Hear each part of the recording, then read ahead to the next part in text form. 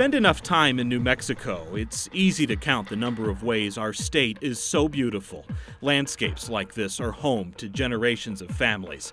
In picturesque Tularosa, 6, 7, 8, 9, 10. Rosemary Cordova has been counting, but counting the loved ones who are dying or already dead. My immediate family, I'm just going to say right off the top, 18. 18? Mm-hmm.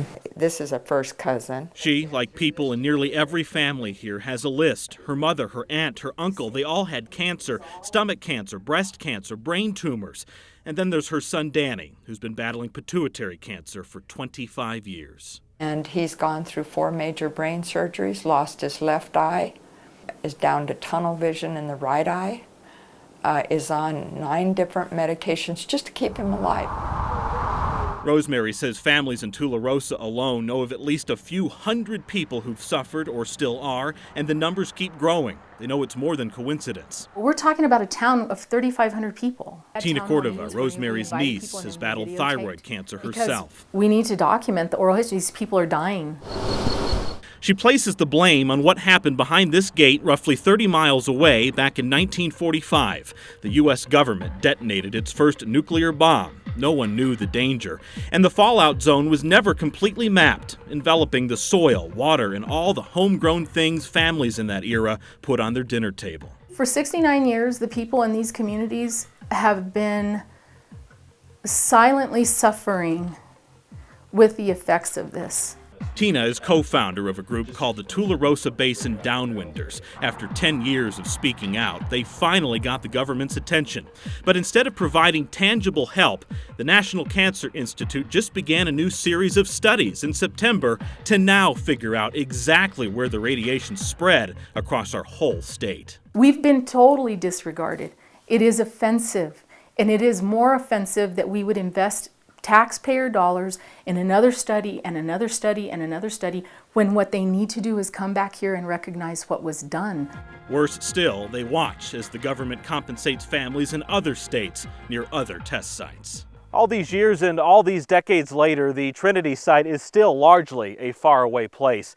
It's easy to understand why these folks still feel forgotten. Even with a renewed interest in their concerns here in recent months, they fear it is still not enough. They didn't value our lives. Like, they just did that bomb and life goes on. Lucy Garwood, for instance, has 5 sisters who keep battling cancer: lung, twice, uterine, they removed my uterus, thyroid. Thyroid was removed. They're suffering. I feel like we're victims. I really do. And they are all just as frustrated as people like Rosemary Cordova. Do you fear that you're going to outlive your son? Yeah, I do. She says Danny, who's 51, no longer wants to know his prognosis. He just wishes his days were done. He wants to die. Oh yeah, he's wanted to die for a long time. He is so ready. He keeps asking God, why? You know, how much longer? How much longer do I have to carry this cross? I don't want this cross anymore. He tells God that all the time. And, you know, I always tell him, you're very special. God chose you very special to carry this cross. But he is tired. He's very tired. They're all tired of counting on help that has yet to come.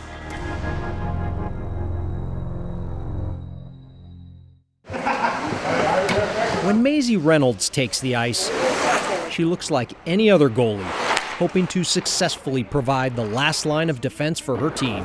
They're like, you can't do that. And I'm like, yeah, I'll show you. I'll do it like twice as good as you can. And I can only do it with one hand. You heard her correctly, one hand. Maisie was born that way. Maisie always knew she was different, and she was proud of it.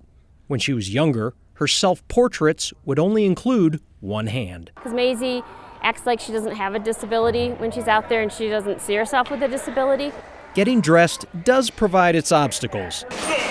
She has no problem suiting up with layers and layers of pads, but she does need a little assistance when it comes to tying the laces. We should just tie the ends. Maisie says she can't hold the stick and glove like most goalies. And I just basically stick my hand in that little hole. But she doesn't lack for a sense of humor when it comes to any potential wardrobe malfunction. It falls off a lot, and so what my coach wants to do is put fake blood in there. Whenever it falls off, like just everyone on the team will like start yelling. Maisie's story stretches beyond the borders of New Mexico and reached at least one star in her sport.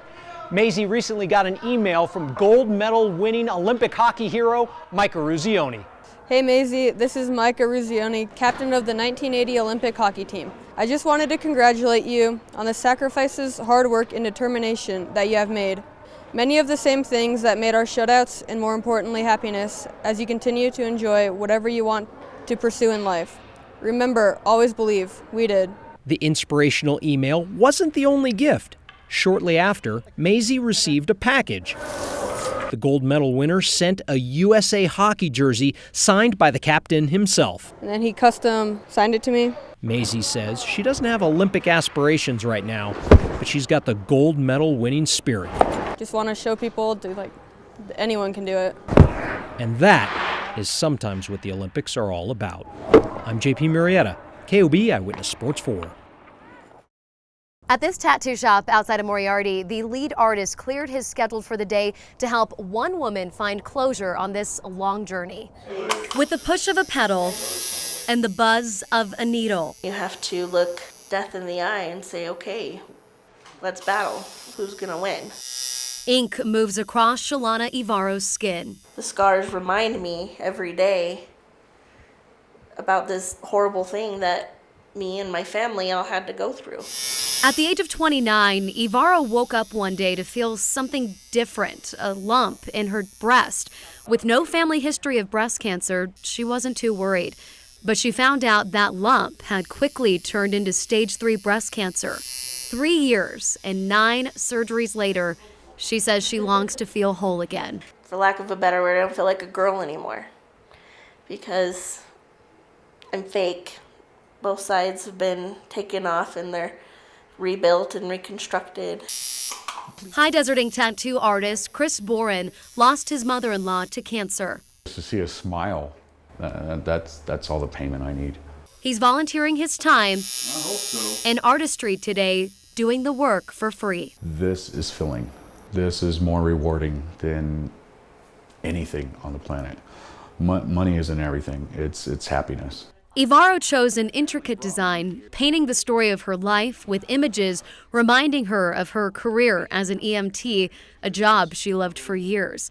It also honors her firefighter husband, who stood by her side and supported her through her battle with cancer. It symbolizes what's important to me. And being here is important. Being alive. This is the final product, a large piece of art that allows Ivaro to see herself differently when she steps in front of the mirror. And that's what I want to be able to say is this is beautiful for me again.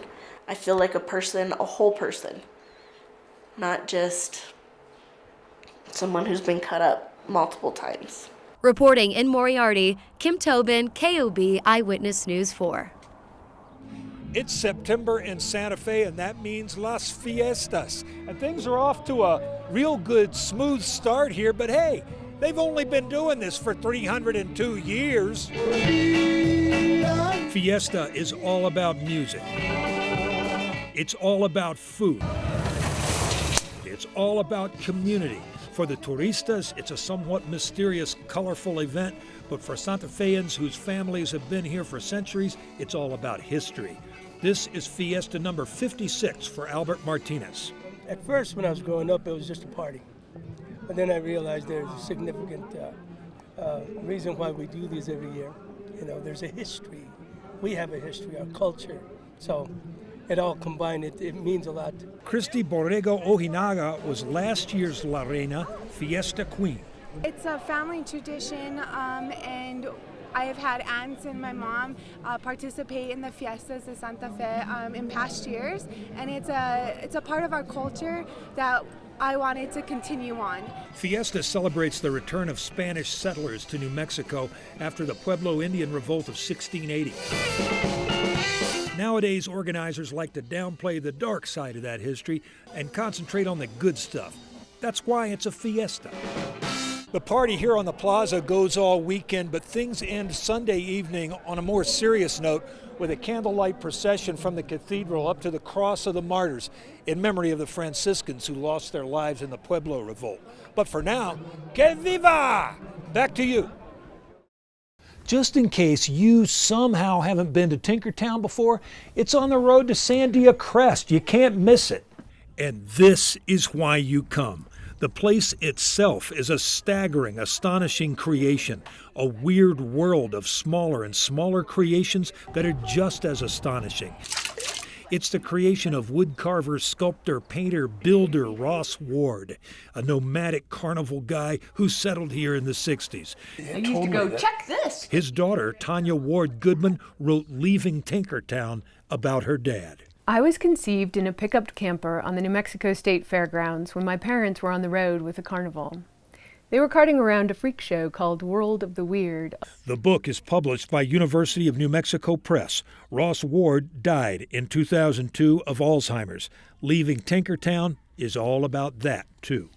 Being in the house and sort of seeing the light change as he built, it made me think a lot about how his brain was changing when he was going through Alzheimer's. He was shifting down, parts of the brain sort of shut off and change, and the house felt like that too. We used to be able to see out these windows. The book is a window into the weird and wonderful world of Tinkertown and the wild artistic genius who built it all in 40 years on the slopes of the Sandias. I know you want to come to Tinkertown, who wouldn't? But you heard that they're going to close the National Forest starting next week. No worries, that's over there. This is here, open every day. Back to you.